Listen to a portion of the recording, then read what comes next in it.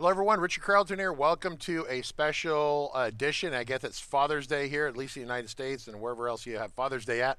It's Sunday, 1 o'clock. I'm Richard Carlton, creator of fmtraining.tv, where we do great FileMaker training. We have lots of fun. And today is kind of an unusual thing. We weren't going to really do the broadcast, but Margaret's here. Some of you guys remember Margaret from the old days when we were at DevCon. And she wanted to know, she wanted to see how things work. And so you can sit over here, Margaret, if you want to sit over here. And she hasn't seen us do this kind of live stream. In fact, Margaret was one of the presenters at DevCon 2015. Claris at the time didn't really know that she was going to do it, but I had her on stage with me presenting, and did you talk for about 5 minutes at one point? Did. Yeah, you did. I so answered some questions. yeah, so Margaret answered some questions and did all that, so she helped. And that was when we were doing a broadcast training on FiOS, which is the FileMaker iOS app SDK. Anyway, so what we're going to do is we're going to do Deadbird. So if you want to see Deadbird, I'm going to open this up for you. You guys are going to be really bummed about this. This is basically like a single table solution. So what this is the junk drawer. Some of you asked about this. Well, and you're like thinking, wow, this is sophisticated. It's the most amazing technology. Brutterman's opinion of me is about to go in. Okay, because all this is one table. Well, it's more than one table, but practically it's one table. This is a container. This is a container. These are all containers, right? And so, like if I do a thing like you guys see it, sometimes you see me talk about sample file. So I have the sample data. So we got this from Brian Dunning's website once upon a time ago. It was free stuff. And like if you want 5,000 sample records, right? So I can do a search in here. You can do a search for anything. And I got 1,507 items in my junk drawer. So I guess I can zoom in over here so you folks can see this. So this is my junk drawer, right? And I can see here in a list. And it used to use remote container back in the day, but now it uses the screwed up proposal, right? A sample of a horrible proposal. I guess we could read this one, right? So I think this was a joke, but I don't think it was. I think it was like some dude in India or something did this once upon a time, and it was really like bad or something. So if I come over here and I click this is supposed to export to my desktop. It's a little button I set up for that. And so here's your quote for those of you wondering. Windows server is going to be at my home, connects to this satellite via fixed IP. There will be two software. Central software, this will be in the machine environment. You could customer details, enter this identifier, client software, load package. For this, he must supply identifier. We sat at the central software. And then the system now contains a menu. Smoking. So anyway, customer is recorded, billing. I won't describe this. Oh my gosh. Yeah, so that's some funny stuff. So anyway, so what do you do with something that's really funny like that, but it's really not anything official? You stick it in the junk drawer. So anyway, so if I want to look at the field structure of this, it's really simple. I go File, Manage, Database, and if I look at tables, there's really basically all there is this one right here, Files, and then there are a preference, which you don't really need per se necessarily. And then what we did is we did this file type right here. It's where this is kind of dynamic, so I can put all the categories in here of what something might be, right? So how-to techniques, book-related, custom. Remember, this has evolved over the last 25 years, so this goes way back, right? So back when XML and XMLT was a good thing. Probably I need one for JSON in here, but these are actually populating out of a table, right? So pretty straightforward. Brutterman, if you have any questions, let us know. So, and then, once again, these are just, it's not like unlimited containers, right? Where you have, this is like a repeating set of related containers. Like, cause if you really want to be digital document, you want it to be like super robust, it'd be some sort of, unlimited numbers of containers, a line item of containers. But how often do you really need that for a junk drawer? Pretty much never. So that's like container 1, 2, 3, 4, 5, 6, 7, 8, right? I mean, this is really stupid. So, so when you're like, this is like the opposite of Andre, right? So Andre is amazing, right? And then the only thing I did do down here is I have it automatically, it grabs the file, and then when you put it in, it also gives you the size and the kind of file it is. So it's kind of handy right there. So I don't know if you can see that. The script with that at one point. Yeah, you worked on that script, yeah. So we took Nick's calculation here to get that because he has a really good calculation. It makes it pretty useful. It's a custom function. So anyway, so that one. That's also in the lean design. All right, so Andre, I'm pivoting to Andre's question. Is there any way to navigate using internal IDs? So yeah, so you can use, oh, that's a good point. The problem is that you can get the record ID. What Andre's talking about, if we go to FileMaker Pro Help, and so what we have here is we have record ID or rec ID. So basically, FileMaker has its own internal IDing system. Like when you change a script name, it doesn't break every. Notwithstanding Michael and PHP. When you rename layouts, you rename fields, rename scripts, it doesn't break everything endlessly. That's because there's a hidden internal ID. Andre's asking if you can call that. You can get it. You can't get record ID. This is this one right here. So this is the record ID for those of you wondering about this. This is a decimal integer generated when it's created. It does not change, right? The only way you reset it, so it's like a primary key, but you really can't use it. You can tap it and look at it. I think they exist also in layouts and scripts, but you really can't tell the scripts.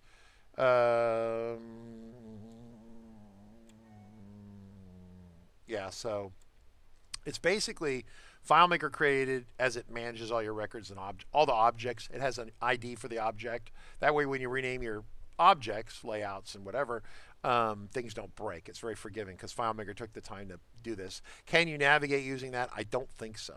I don't think so. I don't think so. You can get it. And like, for example, there's a record modification count. This is a secret, super secret, double, triple secret probation that tells you how many times a record has been modified, right? So if I do this right here, I come over here. It's another one of those like little hidden widgets and things, right? So if I go over here to sample files, there we go. Okay, so if I wanted to view this as so what we do is we come over here. I'm going to go to layout mode. I'm going to define a field called show record mod count. Now it's a get function that will always be changing, so it needs to be an unstored calculation, right? You normally say, hey, unstored calculations are horrible. Yeah, you don't want to put too many on a layout, for example, especially in a where you need performance and scalability. But this is very interesting. So I do record get record modification count, and I'll set it as storage options to be non-stored. It'll recalculate every time it displays it. And so if I bring it over here, and then I bring this up here, this is that same kind of stuff that Andre's talking about. So if I come up here and I edit this record right here, so I say I create it, and I put field's not modifiable. I need a modifiable field. How about this? Hey, did it change? Yeah, see, it didn't refresh. So if I change it, but if I change it, and then I change it, and then every time you say a commit, you edit, you commit, which saves the data. Now, if I click in here, if I like leave the record and then come back, see, I scrolled up and then it brought it back down. I had to refresh. Now it's 5. So that's really cool. That's one of those like little hidden internal things that you have access to. It's pretty neat. Let's see. Oh, the dead bird with the bird up and the feet up in there. Yeah, I like that too. So, yeah, for Andre, I don't specifically have an answer for your question about. He wants to know if you could say go to a layout with that ID and stuff. And they will expose that data to you. But I really, if you look at the scripts, listen, if it does, listen, Andre, at this point, I mean, there's a handful of things I know that you don't probably, and I definitely things you know that I don't. But if you don't know a way of navigating at this point, it probably don't exist, right? Probably if you use the BaseElements plugin, you could jury rig something. Once again, the BaseElements plugin is a free plugin, totally free. But putting plugins in a computer, it's a Mac or Windows thing, no go.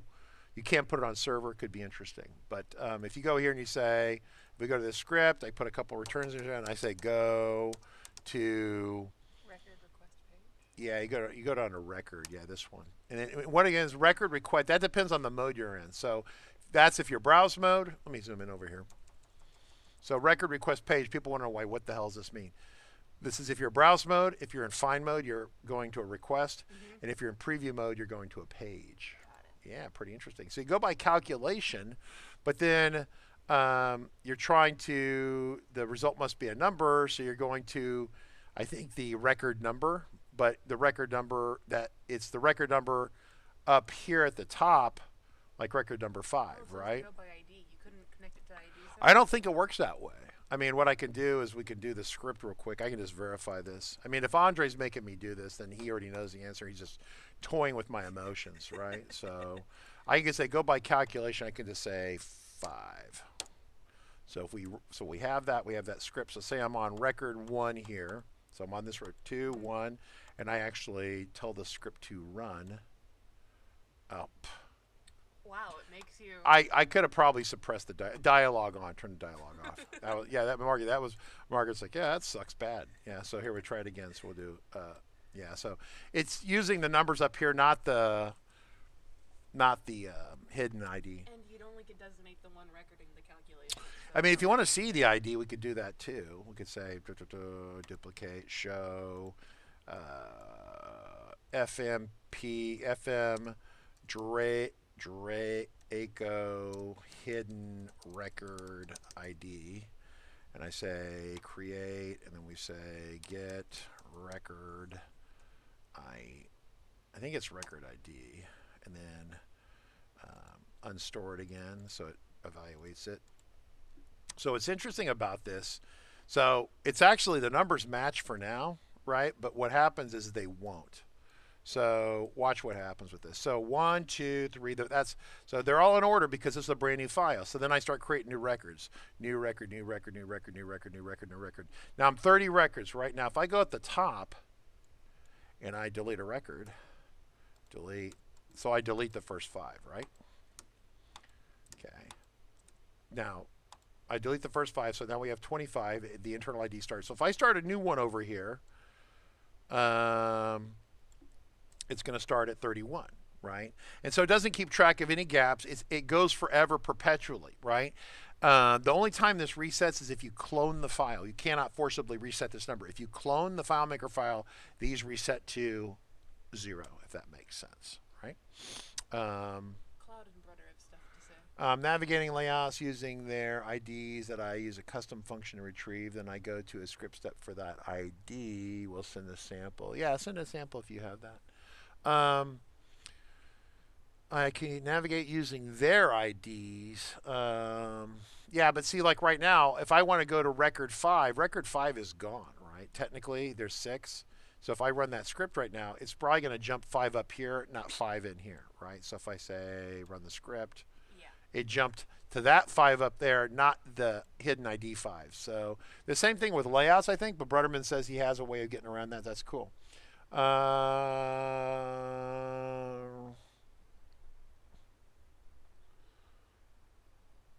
Yeah, so Claude Bedrock was talking about getting back to, he's away, coming back, welcome back, and the PHP custom web publishing. Yeah, record ID is useful for that. Record ID is an absolute number.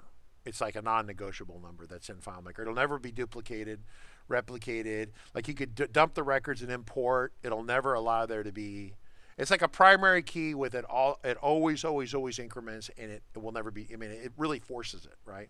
But when you look at that function, you're going to, like, once upon a time we were doing ETS testing, early testing, and you actually could see record ID as being a field in the system by accident. It was like, ooh, okay, and then it poof went away. So yeah, so the idea is that, well, I got that in there twice, but it's interesting how this stuff works. Understanding the mechanics of what goes on under the hood is very useful. That's why the people start to get advanced. A lot of you here, Brutterman, Andre, Claude Bedrock, Topcat, Ken. It depends where you guys are at, but the BaseElements plugin. Now, there's a BaseElements tool, which we could do a webinar on that. I was using it yesterday to clean up a file. That's the tool you spend X number of hundreds of dollars on, and it allows you to do analysis of a solution. I think it's fantastic. I can't recommend it enough. It's my go-to analysis application. Well, they also have a free plugin, I guess it's their little free advertising thing.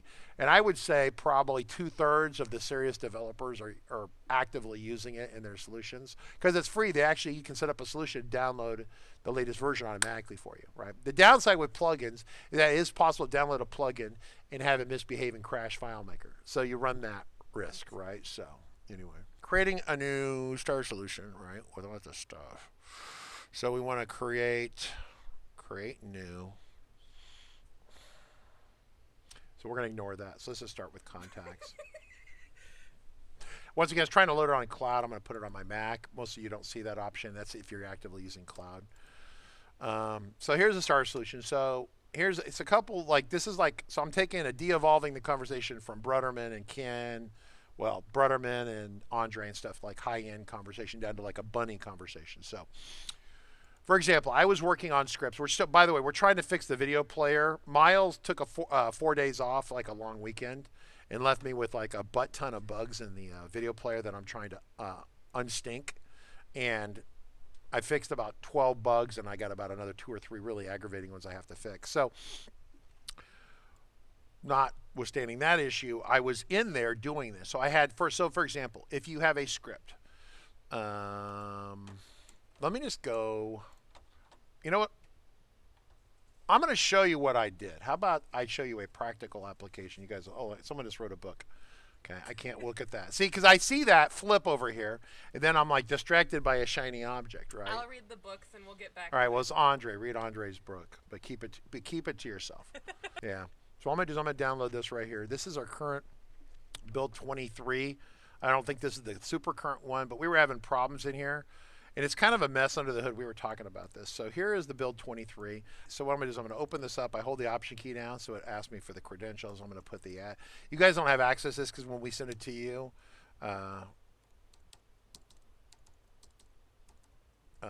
we remove that. So here's what happens. So when we're working on this file, and I've been cleaning things up, but I was over here working on something going, oh, this is really going to be break it or something. Like we had this video, like this is the video script that does the update. Before I make an edit to it, what I'll do is I come over here, I say duplicate it. And so it's the old one. So this is like the original one, right?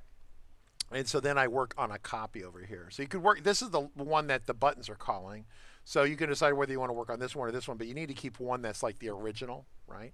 And so that way, if you're down here making a change, because I have a problem in the code down here somewhere on a set URL that's not behaving correctly. And this needs a little bit more white space in it, more comments, but once again, it's not really for public consumption with you guys too much.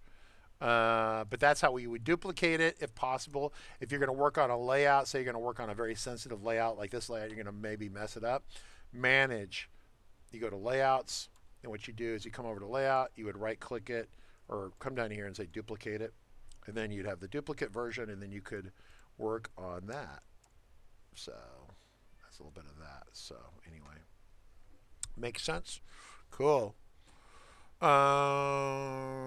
Okay, nudge star solution. So so how to work in a star solution. It's not so much a star solution. How do you work in FileMaker and not break your stuff? You need to duplicate it before you do permanent damage to it. I would duplicate the layout, then work on a copy. I would duplicate the script and work on a copy. You can't really duplicate well, you could do that too. You could, like if you had a calculation field and you're messing with that, duplicate the calculation field. Or if you're in a calculation, comment out the old code and then work on the new code. Preserve the previous so you can unroll it and wind it backwards, Ken. Does that hopefully answer the question for you? I mean, I don't know what else to say. FileMaker does have some level of undoing things, but it's not perfect, right? But the scripts do undo quite a ways, which is really nice. Pretty neat stuff. So questions, I'm happy to answer questions. You got me for another 10, 15 minutes? Got another one. 10 has another question. What about finding all the instances of a field that I want to be? Margaret's hair is a mess today. All right, so if you want to find all the instances of a field in a FileMaker file, you need to go buy BaseElements. I'd be happy to demo it for you. I wonder if I can log. Okay, this is what I'm about to do is some real rickety. When I mean rickety, I mean if I crash my computer and it all goes dead, then we know what happened, right? Practical example. So I'm troubleshooting the video player. And so I had so what we do is we stage videos in a file called RCC training videos, which is on DBW4. When you're watching the video player and you say, give me an update, you're doing a call to get JSON data out of this, text data out of this file. And so I was trying to figure out what scripts I could remove and stuff. So what I did is I did an analysis of this file. And what I was trying to do is saying, hey, I got these scripts. Can I delete some of these scripts? And so this is very much, Ken, this is your question, okay? And so this product, I think I spend, I don't know, every year about $500, $600, $800 on this but I buy it for like my team, right? You probably get it for a little, cheaper than that, but it's worth its weight in gold because what it does is I can say, well, come in over here. I'm in I'm in the overview. I'm in the files, and I come down here to scripts. So I go to scripts. I got 100 and some odd scripts. These are all the scripts, and you can actually go in this file and customize it. But what I want to do is I want to look at the script, and I click at the script, and then it says, this is the part I care about. Reference by 0 things. Now, that means it's not in any layouts and it's not in any other places, but it is called by a trigger somewhere. So I really consider a trigger as something that references it. But let's just go with that. So if either one of these, at least if one of these are a 1 or greater, it means this script is being used. Now if I flip forward, I don't know if you folks can see, let me zoom in a little bit more here. This is the file, this is the name of the script, and if there's any actually gross errors in here, it'll be in red. Okay, so then what I'm going to do is I'm going to flip forward here. Now look at this one. This is a script. Okay, it uses 23 items, but it isn't called by anyone. And there's an alert here, and it says this script does not appear to be used by other elements directly. Now there is this thing called indirection, which is kind of where you could call it by its name. What the system is doing is if you build FileMaker. And I'll move my little picture over here. I come back over here. If you build FileMaker the normal way, not with the Andre method of calling the hidden IDs and stuff, but if you build it like just go to layout, do this to that, this application can tear that apart and see what's calling it. Okay, and so this gives you a pretty good reference. So this script is a throwaway. We built it years ago. We don't need it. We can delete it, right? So if I go, so there's the script. It doesn't look like it does too much. I go to the next script. It's referenced by a trigger. You can say what trigger? It's being called by this trigger here. So I use BaseElements to dig through stuff to find layouts that aren't being referenced, that aren't used, scripts that aren't being used. So if you want to find out what's not being used, it's not built into FileMaker. You have to use a third-party tool for that. So that's the answer to the question, right? So that's Scott. Do you have a good example use of the evaluate? On me, not really. We could bring that one up on Monday. Evaluate is where it takes a literal piece of text and it translates into, we could play with it a little bit, I think. All right, so if you want to do the evaluate, we can play with that real quick. I'm just going to create a brand new FileMaker file and create new, create blank. And I think the evaluate's an interesting tool. So what we can do is so I could say text, right? And text field, actually. I can say create. And then I can say eval. I'm not going to write out the words evaluate because I think that's a reserved word. Eval the text, right? And I'll say it'll be a calculation. I'll say create. Although you could do it in the data viewer, I'm just going to do it here. I'll say create, and then you can say evaluate the expression, right? So you can put all sorts of stuff in there. But if I'm not mistaken, that's how this thing works. I don't actually use evaluate that awful much. So for me, let me see if this will compile like that, right? So if you said Fred, right? So you put Fred in there, you get a question mark, right? Because Fred's not really a formula. If I say 2, okay, it's evaluating the number 2. What is 2? 2 is 2. What if I said 2, I wrote 2 plus 2 in a text field? See, that's what that does. And so what it's doing is trying to evaluate it as a formula, right? There's all sorts of crazy, tricky stuff you can do. So if you had a text field that said, Ken, I guess you could do this. You could do Ken is awesome, and today, or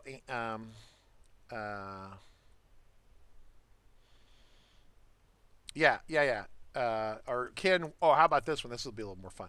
Was born, right? So then there's a little math here, right? And then I say at, and then let's say that we know that he was born on some day. So what we do is we say we get the current date, and hopefully if I have to type this exactly right, and I could say minus, and then let's just say, boy, I don't know if it'll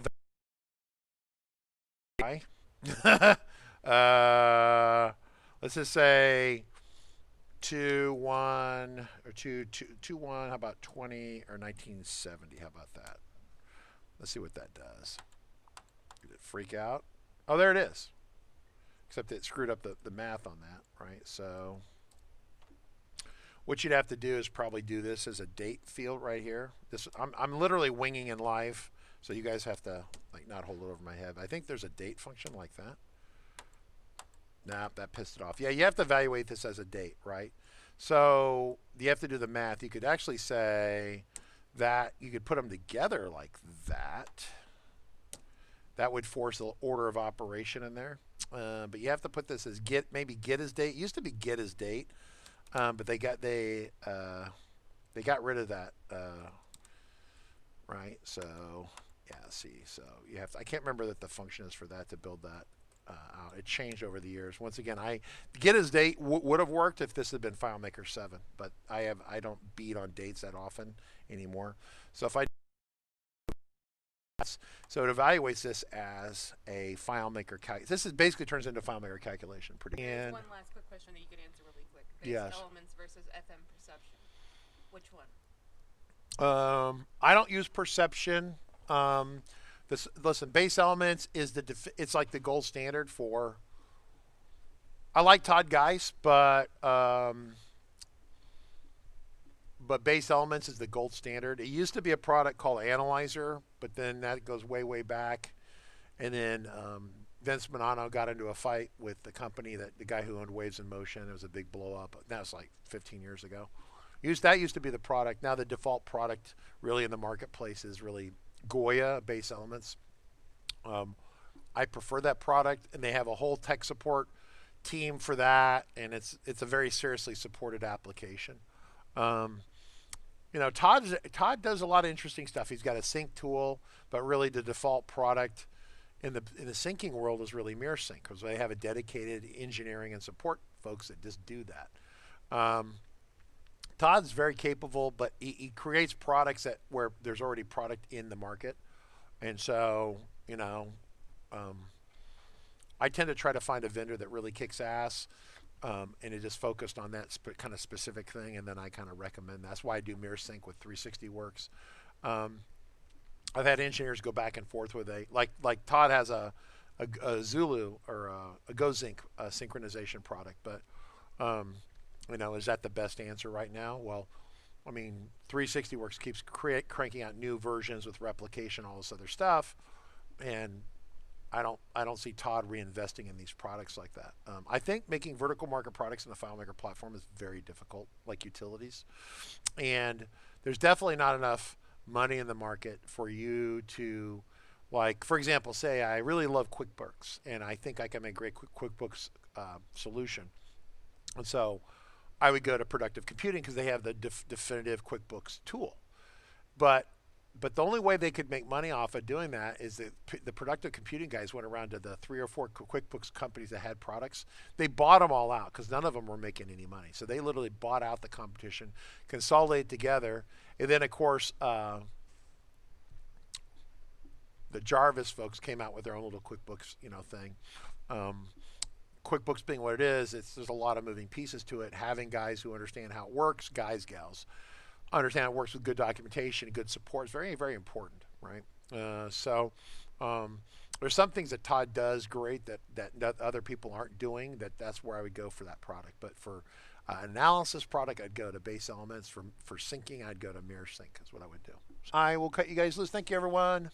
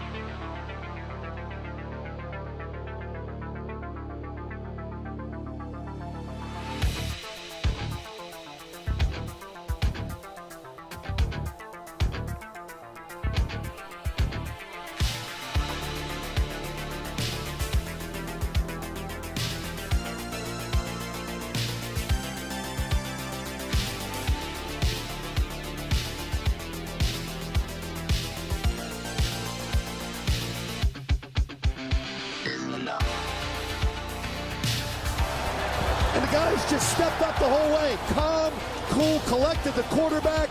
Great read, good patience. More importantly, great job up front protecting this quarterback to give you a chance. And that's all you can ask for. 5 to go here in the fourth. Short motion by Amendola from the left. Brady takes the shotgun snap, stands in, throws it left for Amendola, reaches up and snacks a high throw and lands inside the 10, rolling to the 9. Ball slightly behind him, but Danny makes the grab.